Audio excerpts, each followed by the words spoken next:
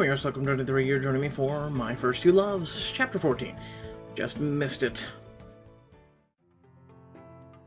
I spent so much of my childhood with Mason, it's hard to remember what my life was before I met him. He'd been a steady presence during so many happy, important moments, like the time when we excavated my family's attic. Emma, there's so much stuff here! Like, there's gotta be a treasure hidden somewhere. Nah, I'd know if my family had any treasure. We could live in a huge mansion, and I'd have a pony. But what if there's something hidden, valuable, and you just didn't realize it? I didn't know at the time just how right he was. We rummaged through trunks and boxes, admiring old clothes and trinkets, and then I found something that caught my attention. Old Polaroid camera. I wonder if it was Mom's. Take my photo! Wait, no. Let's take a photo together. Mason put his arm around me and I set the camera on a stool so it was facing us. Say cheese! I'll make a silly face, give my best smile, kiss his cheek. Blended a peck on Mason's cheek. Whoa! Picture printed out, and as it developed, Mason blushed. I wasn't expecting you to... Just what are you two up to? Mom had climbed up in the attic without me noticing, and I brandished the camera. Look what we found! Oh, I used to carry that thing around everywhere. I'm glad you kids are putting it to good use. I didn't know you liked photography, Miss Price. I wasn't just a cheerleader back in the day. I scrapbooked, painted, I even did tarot readings. Hey, you'll never believe this, but the cards actually predicted my marriage to your dad. Really? You can actually see what's going to happen in the future? Can you read our fortunes? What'll happen to Emma and me? I could look for my old cards in here, but you'll have to be prepared for whatever they say. Emma, aren't you curious what'll happen to us when we grow up? Really? This is a thing? After rummaging through some old boxes, Mom found her cards and spread them out on a chest. Mason and I watched, wide-eyed. Can the cards tell me who I'm gonna be marrying or where I'm gonna be living? No, the cards aren't that specific. They reveal much broader patterns that will emerge during your life. Aww, then what's the point? Well, life wouldn't be any fun if you knew exactly what was going to happen, would it? But since you're so eager, I'll read yours first. She shuffled the cards and drew 3 in a way that felt both random and careful. They laid face down on the table. How do you pick the cards, Miss Price? I don't choose the cards. The cards choose me. Whichever ones are calling out the loudest to my answer, my question, are the ones I select. She flipped the 3 cards over, and Mason and I craned to see. The Tower, the 6 of Swords, and the Star. Is that good? A fortune isn't good or bad, it just is. The Tower represents upheaval, sudden change, hardship, while the 6 of Swords represents moving through suffering and recovering. You'll go through difficulties that you'll have to overcome. Difficulties? At least now I'll be prepared. That's a good way of looking at it. We don't get to choose what life throws at us. All we can choose is how to react. Quick, someone do me a reading. Don't be discouraged. The Star is one of the most helpful cards in the deck. It represents faith, tranquility, and harmony. I think everything is going to be turning out just fine for you in the end. It better. Now, Mason, are you ready for your fortune? Yes! Mom reshuffled the cards. Once again, she laid out 3 cards face down, then turned them over. The 7 of Swords, Death, and the Ace of Pentacles. I'm gonna die?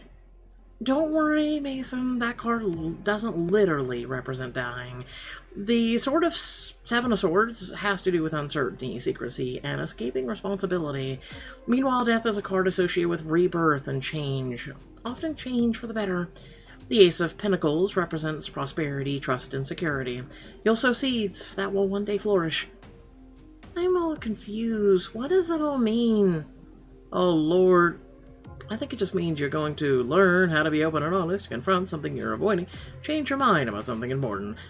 I bet you're gonna make a choice that you regret, but then you'll fix your mistake. I wish I knew what it was. I don't want to make a mistake. No one does. It's called life. That's okay. Everyone makes mistakes, and it sounds like everything works out in the end. That's a very good reading, Emma. As maybe someday you'll be using these cards to read the future. Miss Price, can you ask them one more question? What'll happen to Emma and me? Will we be friends forever? As my mom pulled out the last card, two of them slipped from the deck. To my surprise, she left them where they fell on the table. Aren't you gonna put the extra card back in the deck?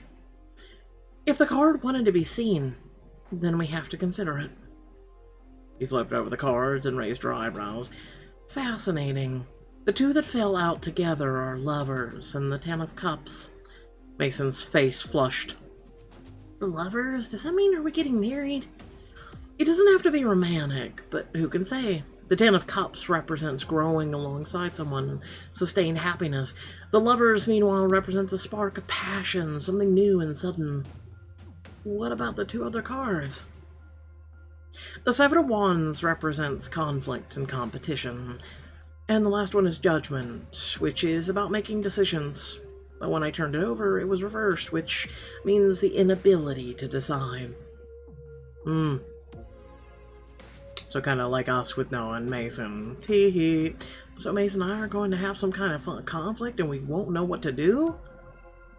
I think you'll have a difficult choice at some point in your relationship. Is that it? Can I ask a follow-up question? Of course, the deck will have answers, even if it isn't always clear. About this conflict. How do we resolve it? Mom drew one more card and laid it down. The moon, it signifies fears, illusions, and chasing after fantasies. It is often about a test of oneself, a self-discovery that separates truth from lies. I think it means that you'll need to be honest with yourselves before you can be honest with each other.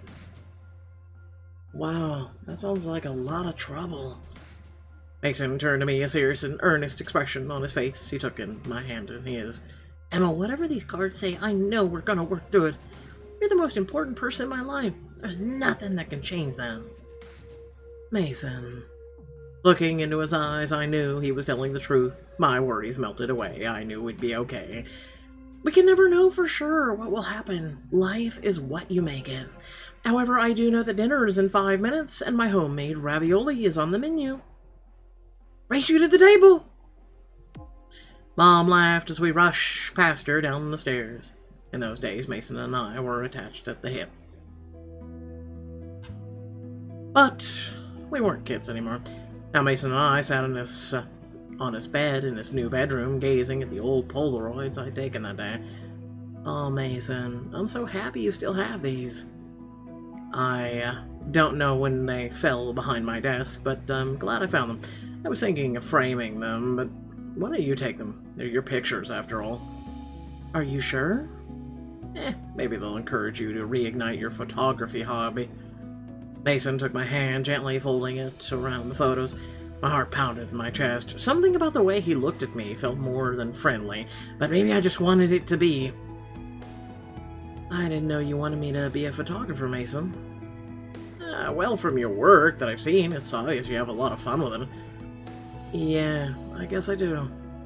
Photography is, a window to happy memories. When I look at these pictures, I think of being a kid, going on adventures with you, spending time with my mom. No matter what life throws my way, nothing can take those memories away from me.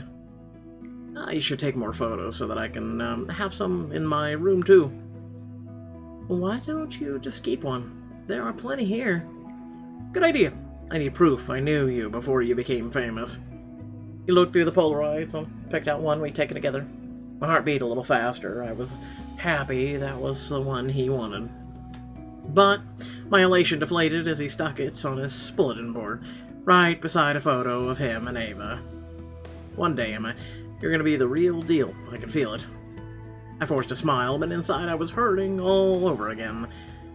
For the love of Christ, did you not listen to your mother? You have to deal with the emotions inside yourself, then talk to one another, and you're doing neither.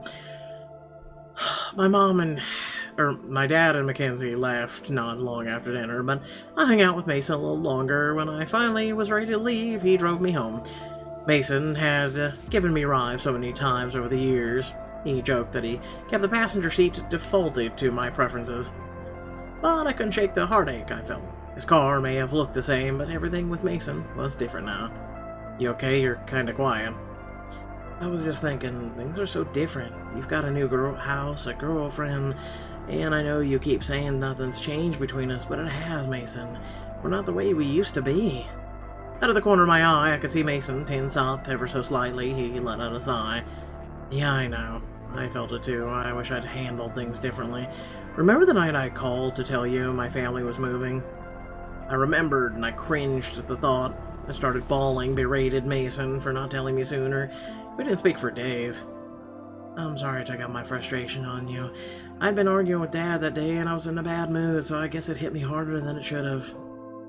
It's okay, I just had more to talk about that night and we never got to it. That was around the time Ava started flirting with me. I wanted your opinion that night, but you were so upset already. Wait, were you about to ask me if you should get together? Well, yeah, I wanted to know if you wanted... I mean, if you'd be okay with it, since we're all friends. But I never got to ask, and then you were gone for that summer, and Ava just kind of... happened. I was stunned. Had Mason almost asked me out instead? And I had ruined it by blowing up at him? Hey, look at that. Mason, what did you think I would have said? In some ways, I hoped you would have disapproved. I hope you would... He trailed off. Oh, for the love of Christ. But he didn't need to finish his sentence. I think I knew what he was going to say. In the darkness of the car, I hoped he wouldn't see the tears welling up in my eyes, but I think he could sense what I was feeling. And I just want you to know that if there's one thing that's never changed, never will, it's the way I feel about you.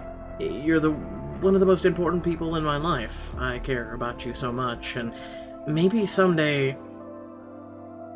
Stopped short as he pulled into my driveway where Noah stood waiting on the porch. The boys sized each other up through the windshield. Oh no. And neither of them looked happy to see each other. I guess more had changed between me and Mason than I admitted, because now he had competition. You mean kind of like the card your mother drew? I'm just saying, like,